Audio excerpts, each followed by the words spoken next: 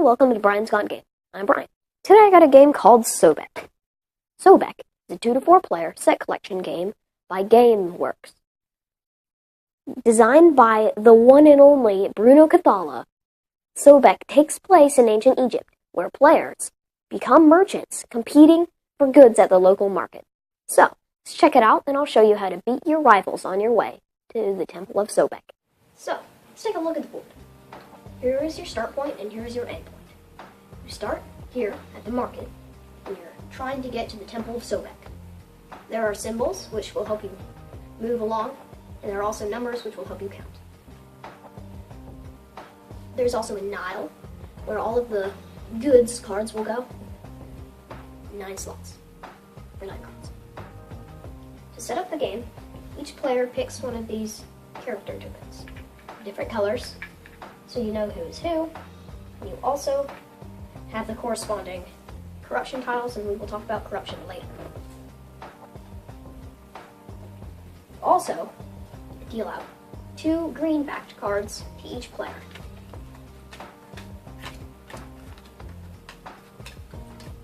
And then if you have any extras, you put it off to the side. To continue setup, you take these yellow-backed cards and you lay them out along the Nile. You flip over all of the cards except for red-backed or orange-backed. These are character cards. You don't know which character they are, so you leave them upside down.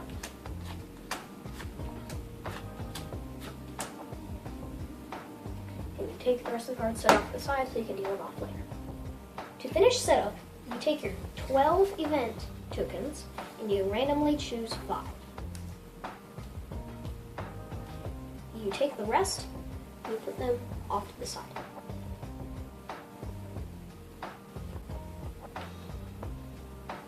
The setup phase is now complete, but before we start, I must show you the game insert. Sobek has one of my most favorite game inserts. It's the most beautiful one I have seen yet. Let's say I'm this player. On my turn, I have these cards. I could take any of the first 4 cards. I could take the first one for free and add it to my hand. But looking at my cards, I don't collect cattle, so maybe I wouldn't want that. I could take the second card, but if I took the second card, then the cattle would go under my corruption tile. Okay. But I might not want the wheat because I don't collect wheat either. If I chose the third one, both of these would become correct. Please note that they go upside down. So I might not want wheat either. So I might want the 4th card. Now the 4th card is a character card. I don't want any of the first 3, and character cards have special abilities.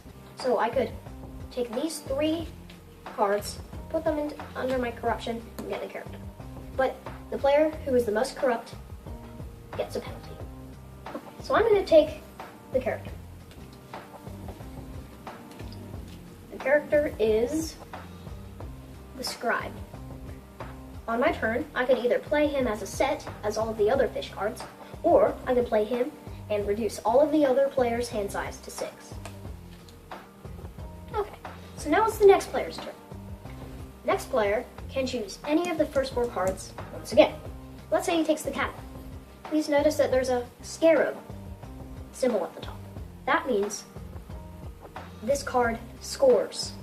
This is the scoring way. This is the way to score. The next player wants the marble. So he takes the wheat, puts it under his corruption pile, and gains the marble. Play continues until there are no cards left.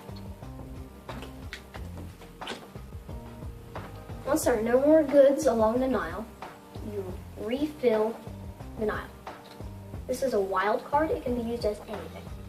Please remember to keep the character cards down.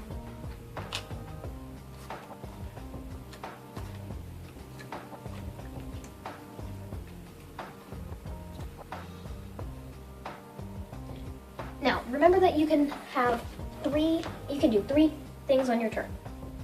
You can play your character, play a set, but I don't have a set yet, and I don't want to play my character.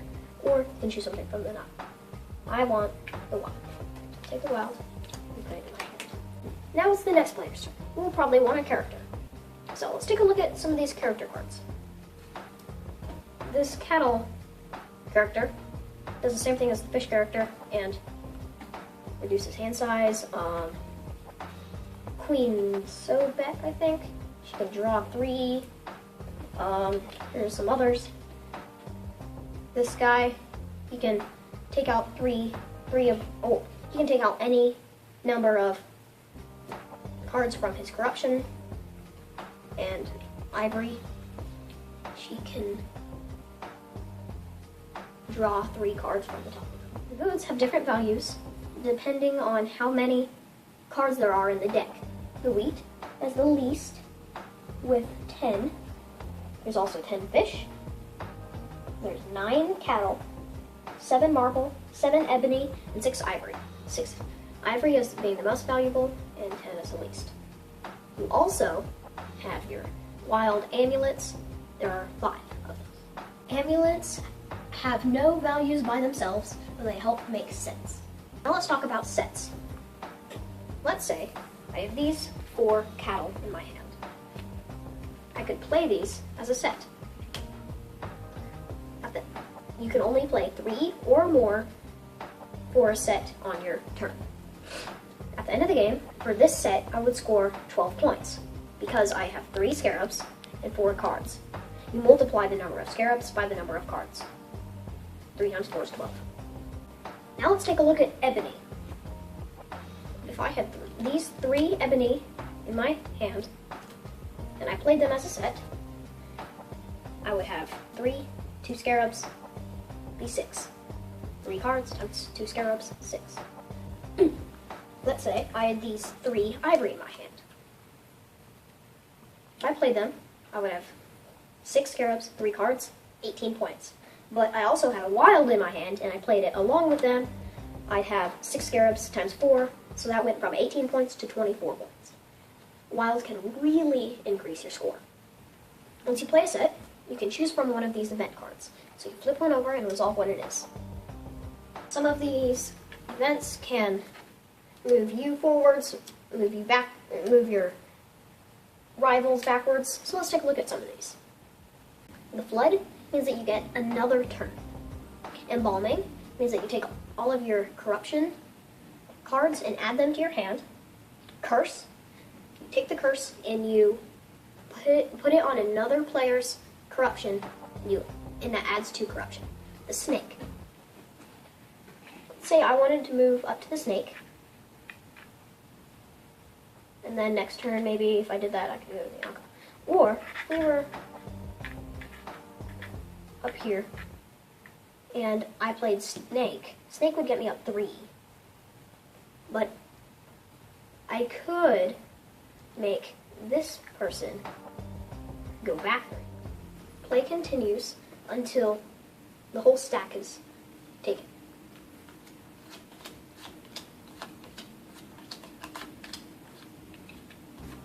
This signals that this is the last round. When the last card is taken, this is the end of the round. Once the round is over, you have a last second chance to play sets. So, if I played this set, during this last bit, I would play it sideways. Now, instead of multiplying, I just add the scarabs. So instead of 12 points, this is 3. So it is good to play your sets early, but it's also good to wait a bit so you might get a few extra points. At the end of the round, everyone scores their points and moves their token. Also, you count up the number of cards underneath your corruption tiles. Whoever is the most corrupt, they move back 2 symbols of the one that they're on.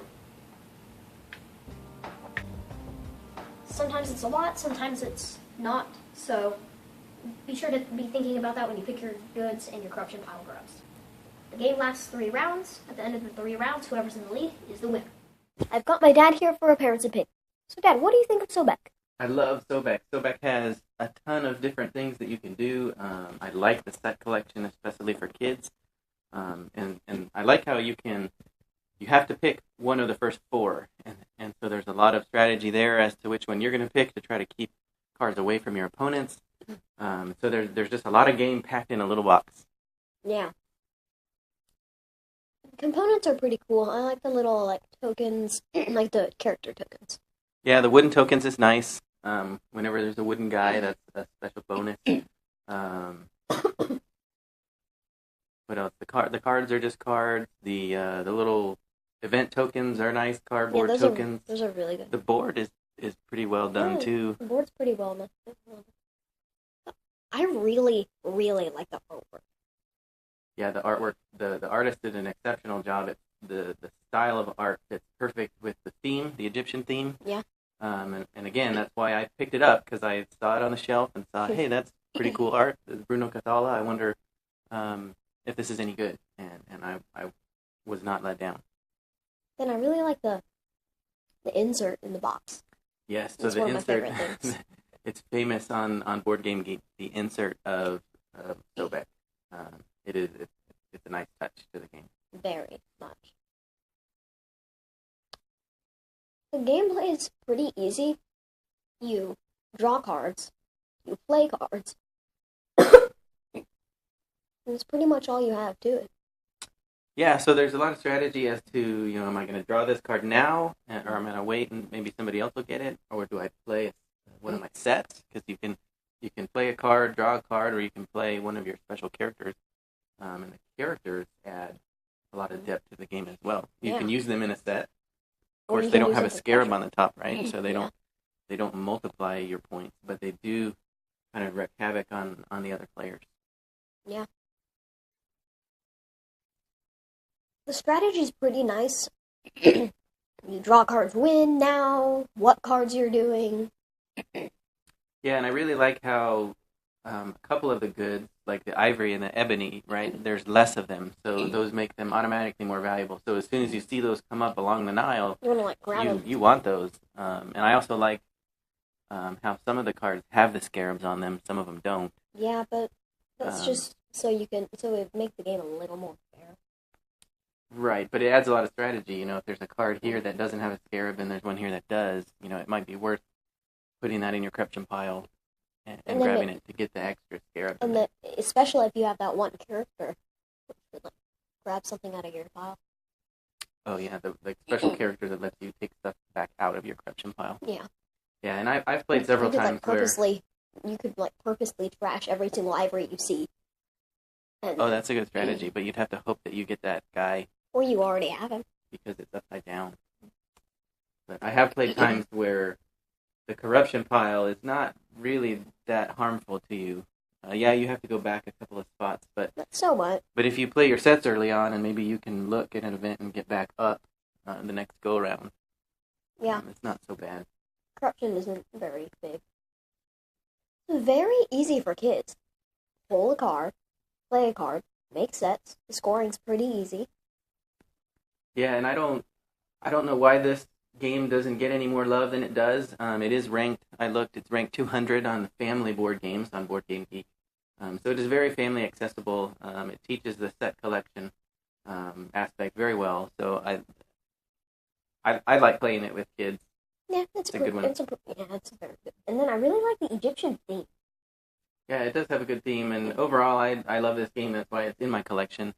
And you can play it with most anybody. The artwork is amazing. And again, I don't know why this game doesn't get as much love as it does.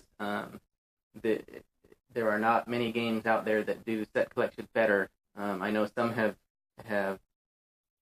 compared it to Jaipur. I have not played Jaipur because I bought Sobek first. And Jaipur is very highly rated on Board Game Geek. So again, I just like Sobek. I don't think I'll ever go get Jaipur because of that. I have a game that fits that niche for me, and my family likes it. So overall, great game. Great. Thank you for watching. Please subscribe to our YouTube channel. Please like us on our Facebook page. And please tweet us at Brian's Got Game. I'm Brian. This is my dad. See you next time.